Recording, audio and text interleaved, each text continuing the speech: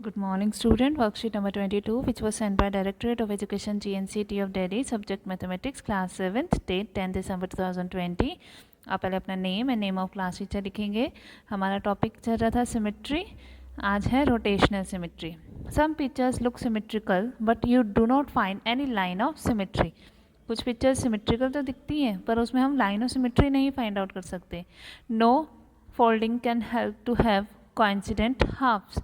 कोई भी फोल्डिंग हमें कोइंसिडेंट हाफ्स की दो इक्वल हाफ्स हमें नहीं मिल पाते कोई भी फोल्डिंग करने से. However bye rotation about a fixed point the picture looks exactly the same. अगर हम एक फिक्स पॉइंट से उसको रोटेट कर दें उसको ही पिक्चर को तब वो सेम लगती है. When an object rotates its shape and size do not change. The rotation turns an object about a fix point. अगर हम एक ऑब्जेक्ट को रोटेट कर रहे हैं और उसका शेप एंड साइज चेंज ना हो, एक फिक्स पॉइंट से उसको रोटेट कर रहे हैं, this fix point is called the centre of rotation. तो उस फिक्स पॉइंट जिस पॉइंट से हम रोटेट कर रहे हैं उसको वो होगा centre of rotation. And the angle turning during rotation is called the angle of rotation. और जिस एंगल से हम उसे रोटेट कर रहे हैं उसको हम कहते हैं एंगल ऑफ रोटेशन. कि 90 डिग्री पे रोटेट कर रहे हैं, 180 पे कर रहे हैं या कितने पे कर रहे हैं. ठीक है, रोटेट कर रहे हैं कि फिगर जैसे इसको है, इसको हम रोटेट कर दें, इसको ऐसे इधर मतलब ऐसे घुमा दें उसको, फिर रोटेट कर दें तो ये होगा रोटेशन होगा. ठीक है, rotation like movement of the hands of a clock is called a clockwise rotation. जैसे हैंड्स क्लॉक की जो हैंड्स होती है वो मूव करती रहती है, वो क्या होता है, क्लॉकवाइज रोटेशन होता है. Otherwise it is said to be anti clockwise. अगर वो दूसरी साइड को रोटेट करने लग जाए तो जो होगी anti clockwise. Remember each regular polygon has as many lines of symmetry as it has sides. कि हमने पिछली बार पढ़ा था कि रेगुलर पॉलीगन की जितनी साइड्स होंगी उतनी ही उसकी लाइन ऑफ सिमेट्री होगी. Let's do. Draw and cut out a square from origami sheet. Draw its line of symmetry. The point of intersection of lines of symmetry is the center of rotation of the square. क्या करना है, हमें draw करना है and cut out a square from origami sheet पे हमने एक square draw करना है और उसको कट करना है. Draw it's line of symmetry. और ऐसे उसकी लाइन ऑफ सिमेट्री भी हमें ड्रॉ कर लेनी है. Symmetry is the centre of the rotation of the square, कि वो सेंटर से पास हो रही हो. Rotate the square sheet about the centre of rotation and find the number of times it covers itself exactly in one complete rotation. कि एक पूरा वापस उसी जगह पर आने के लिए जब हम उसको रोटेट कर रहे हैं तो वो क्या कितनी बार घूम रहा है, कितनी बार वो रोटेट होने पर वो वापस अपनी जगह पर आ रहा है. This is called the order of rotation. Find the angle through which it is rotated so that it fits onto itself. This is called angle of rotation. और angle of rotation कि कितने एंगल पर rotate करके वो same वैसे ही fit हो रहा है. जैसे यहाँ पे था P 90 डिग्री, फिर हमने इसको इधर ले आए, P नीचे आ गया, रोटेट कर दिया हमने, सेंटर से रोटेट कर रहे हैं इसको तो 90 डिग्री एंगल पे रोटेट हुआ ये, यहाँ से इधर आ गया. अब फिर इधर 90 डिग्री और हल्का सा ना और टर्न कर देंगे तो यहाँ आ जाएगा, फिर 90 डिग्री करेंगे तो यहाँ आ रहा है, फिर 90 डिग्री करेंगे तो ये वापस अपनी जगह पे आ जाएगा. ये 90 90 है ना, कि ये 90 फिर ये 90 ये 90 ये 90, पूरा एंगल हो गया 360 का. तो वापस ये हर उसमें स्टेप में क्या लग रहा है, सेम, पूरा एग्जैक्टली सेम ही लग रहा है. Remember, some shapes have only one line of symmetry, some have only rotational symmetry and some have both symmetries. किसी shapes में सिर्फ one line of symmetry होती है, किसी में खाली rotational symmetry होती है, line of symmetry नहीं होती है कि rotate करने पे वो same लग रहा है. और किसी में दोनों ही होती हैं कि हम line of symmetry भी draw कर सकते हैं और rotational symmetry भी कर सकते हैं. A full turn rotation has a degree measure of 360. अगर हम पूरा घुमा देंगे उसको वापस, जैसे यहाँ P है, इसको दोबारा से यहीं ला देंगे तो ये क्या है, रोटेशन क्या हो रही है, पूरी फुल रोटेशन हो रही है ना 360 डिग्री की. What is the degree measure of the angle rotation for a half turn. अगर हम हाफ टर्न करते हैं कि P यहाँ है, यहाँ से यहाँ आ जाए तो कितना हो जाएगा, 360 का हाफ 180. और अ क्वार्टर टर्न तो 1/4 हो जाएगा 90 डिग्री. ठीक है, फिर नेक्स्ट है शेप है जैसे स्क्वायर. लाइन ऑफ सिमेट्री कितनी होती है उसमें, 4 होती है. Centre of rotation point of intersection of the line of symmetry joining the mid points of opposite sides, कि जो मिड पॉइंट है वो उसका पॉइंट सेंटर ऑफ रोटेशन होता है। ऑर्डर ऑफ रोटेशन कितना होता है, हम 4 बार उसको रोटेट कर सकते हैं, जैसे इसमें देखा था 1 2 3 4। एंगल ऑफ रोटेशन कितना है 360/4, 90 डिग्री। अब z की लाइन ऑफ सिमेट्री क्या है, z तो ऐसे है ना, ऐसे करें तब भी वो सेम नहीं दिखेगा, ऐसे करें तब भी वो सेम नहीं दिखेगा, तो लाइन ऑफ सिमेट्री तो है ही नहीं, ठीक है। और centre of rotation, order of rotation क्या है, z को जब हम एक बार रोटेट करेंगे तो वो कैसा बन जाएगा, ऐसा बन जाएगा, फिर हम रोटेट कर देंगे इसको तो ऐसा बन रहा है ना। तो मतलब ये 180 पे रोटेट कर रही है, इसकी 2 बार हो गई। एक बार तो ये नीचे वाली साइड जब ऊपर आ जाएगी तब भी z ही लगेगा, नीचे वाला जब भी z ही लगेगा। तो सेंटर ऑफ रोटेशन कौन सा पॉइंट हो जाएगा इसका, ये वाला मिड पॉइंट हो जाएगा ना।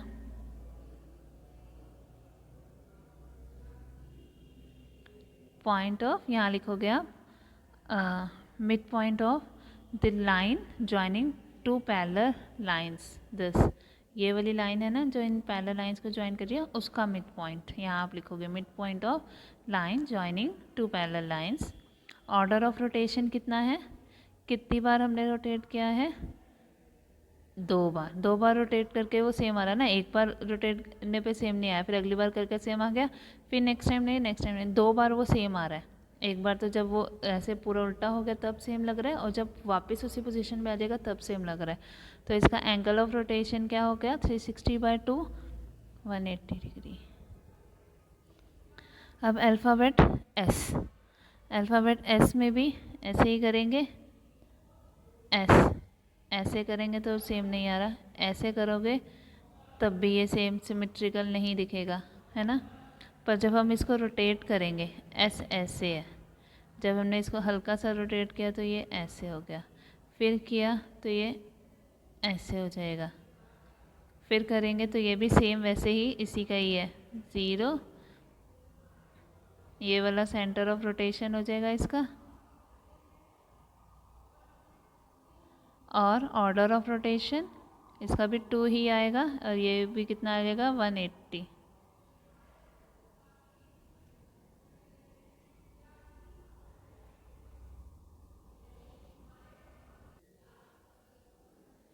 आप इसमें यहाँ ये लिख दीजिए, centre of rotation is mid point of S, S का जो मिड पॉइंट होता है वो सेंटर ऑफ रोटेशन, हम यहाँ से एकदम मिड पॉइंट से इसको टर्न करेंगे, ठीक है। अब अल्फ़ाबेट ई, ई में क्या हो जाएगा, ई इसका कुछ होता है, ऐसे नहीं है, ऐसे ऐसे है।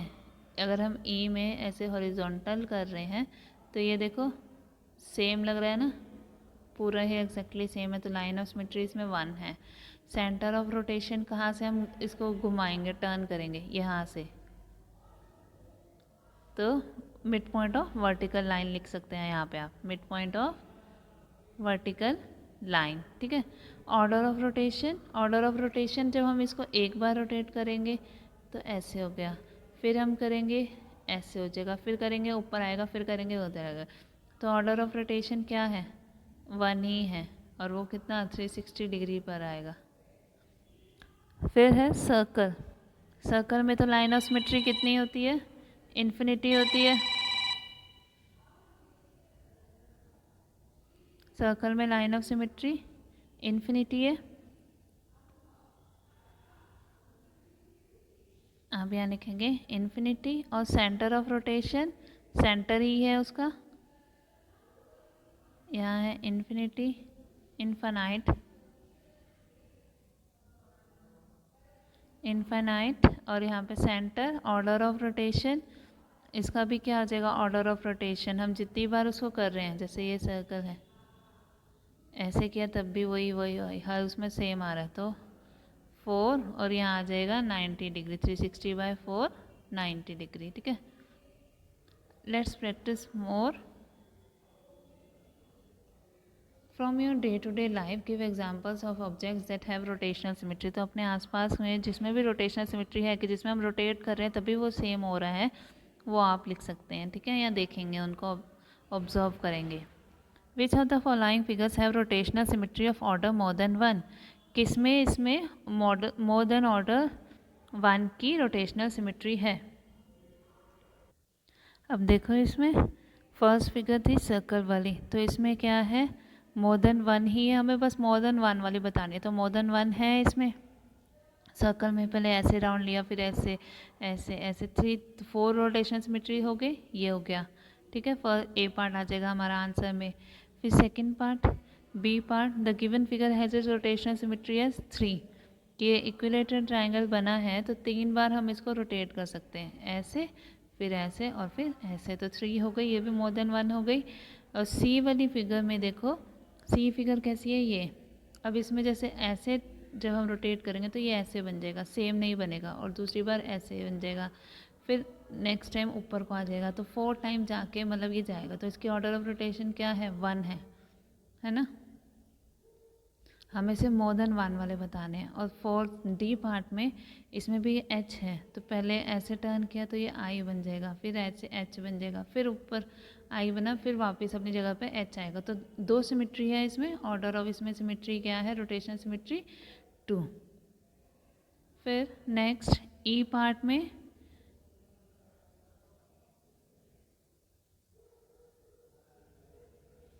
अब ई पार्ट में देखो सर्कल है 3, उसमें वो कट हो रखा है, तो एक बार हम उसको ऐसे यहाँ पे था तो यहाँ ले आए, फिर यहाँ से इधर आ जाएगा, फिर वो वापस आ जाएगा, तो कितने स्टेप्स में आ गया, कितनी रोटेशन सिमेट्री आ गई उसकी, 3। और नेक्स्ट 4F पार्ट में, the given figure has rotational symmetry as, अब इसमें क्या है, इसको जब हम इधर ला रहे हैं 90 डिग्री पे रोटेट करेंगे तब भी वो सेम है, फिर 90 पे करेंगे तब भी सेम है, फिर करेंगे तब भी सेम, फिर करेंगे वापस आ जाएगा तब भी सेम, तो इसकी रोटेशन सिमेट्री क्या हो गई, 4 हो गई। तो हैंस फिगर्स कौन कौन सी हो गई इसमें हमारे आंसर में, A B D E and F, A B D E F है, have rotational symmetry of order more than 1, इनकी ऑर्डर 1 है, more than order 1। Next question, question number 2, give the order of rotational symmetry for each figure. इनका order of rotational symmetry हमें बताना है। अब इसमें देखो फर्स्ट पार्ट में ये फिगर है, इसको जब हम रोटेटेड बाय पूरा हाफ रोटेट कर लेंगे तब ये पूरा सेम दिखेगा, फिर करेंगे 180 डिग्री पे फिर सेम होगा, तो इसकी ऑर्डर ऑफ रोटेशनल सिमेट्री क्या हो गई, 2। फिर नेक्स्ट सेकंड पार्ट में, बी पार्ट में, अब बी पार्ट में देखो इसका गिवन फिगर पहले ये है, एक्स जैसी बनी हुई है, 180 पे रोटेट करोगे तब जाके सेम बनेगी, फिर 180 पे करोगे तो सेम बनेगी, तो इसका ऑर्डर ऑफ रोटेशनल सिमेट्री क्या है, 2। ट्रायंगल 1 2 3 टाइम्स वो कर रहा है, तो order of rotational symmetry is 3। The given figure has rotational symmetry is 4। अब इसको क्या है, 4 टाइम्स करने पे वो पूरा एग्जैक्टली सेम दिखाई दे रहा है ना, हर टाइम हल्का हल्का हमने 90 डिग्री पे मूव कर रहे हैं तो वो एग्जैक्टली सेम ही दिख रहा है, तो ऑर्डर ऑफ रोटेशन सिमेट्री हो गई इसकी 4।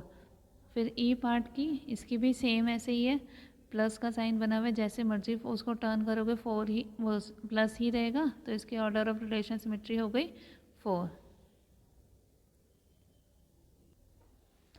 और नेक्स्ट फिर एफ पार्ट की, अब पेंटागन है, रेगुलर पेंटागन है, तो इसमें क्या हो जाएंगी, 5 हो जाएगी ऑर्डर ऑफ रोटेशनल सिमेट्री, है ना, हर टाइम उसको रोटेट करेंगे तो वो सेम ही दिखेगा। और फिर नेक्स्ट उसमें जी में रोटेशनल सिमेट्री है 6।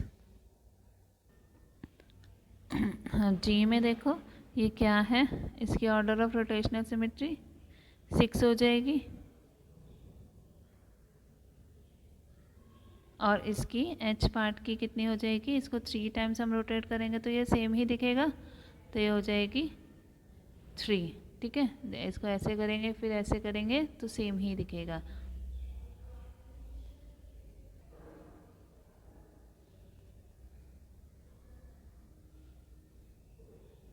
इसमें जो है जी पार्ट में देखो 1 2 3 4 5 6 वर्टेक्स है, जब हम 6 के 6 ऐसे 1 1 करके मूव करेंगे तो ये फिगर सेम ही दिखेगी, तो इसका 6 है, और ये 1 2 3 है, 3 टाइम्स मूव करेंगे तो 3 रोटेशनल सिमेट्री हो जाएगी, ओके।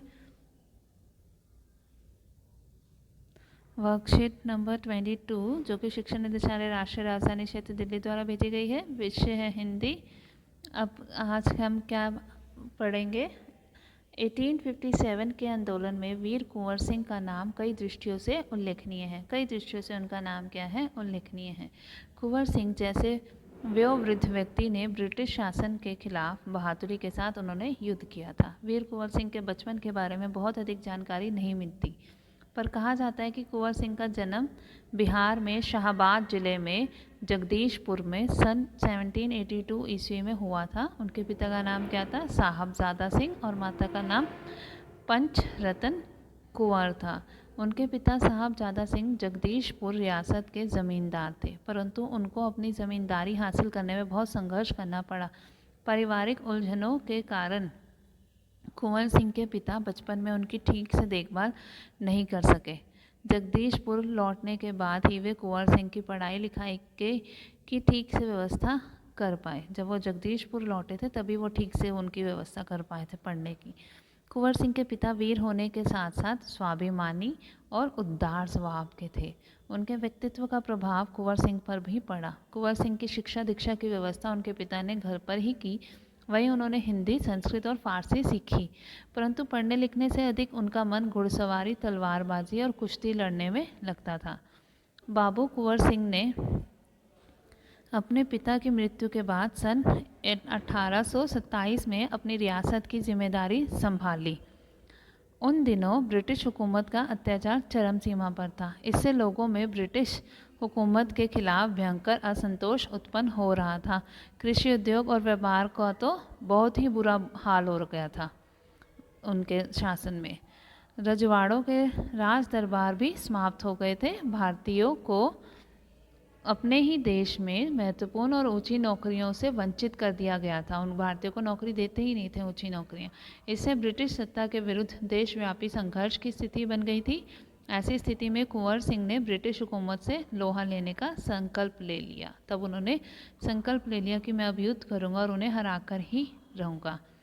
तो नीचे दिए गए प्रश्नों का उत्तर दीजिए। कुंवर सिंह को बचपन में किन कामों में मज़ा आता था? क्या उन्हें उन कामों को से स्वतंत्रता सेनानी बनने में कुछ मदद मिली?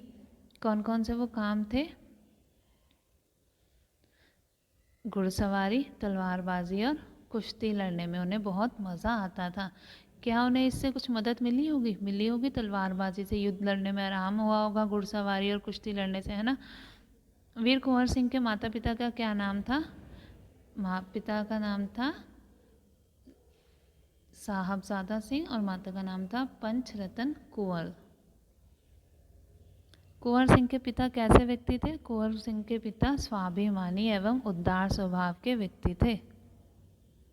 कुंवर सिंह ने ब्रिटिश हुकूमत से लोहा लेने का संकल्प क्यों किया? क्यों किया था?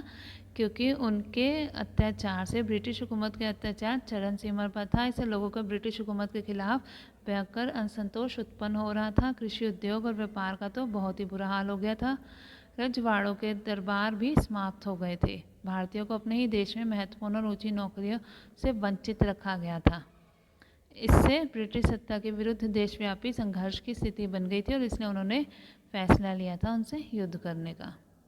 इस गद्य में कुछ शब्दों का बहुवचन रूप दिया है, उन शब्दों को ढूंढकर नीचे लिखिए। तो यह गद्य आप पढ़ेंगे ध्यान से, और जो वो लिखा हुआ है, बहुवचन शब्द लिखे गए हैं, वो आप यहाँ लिखेंगे। जैसे दृष्टि का दृष्टियों लिखा गया है ना। तो ऐसे आप और देख लेंगे कौन कौन से हैं। उलझन का उलझनों लिखा गया है। कौन कौन से बहुवचन इसमें लिखे हुए हैं वो आप ध्यान से इसको पढ़कर फिर आप वो यहाँ पे लिख देंगे। ठीक है स्टूडेंट्स।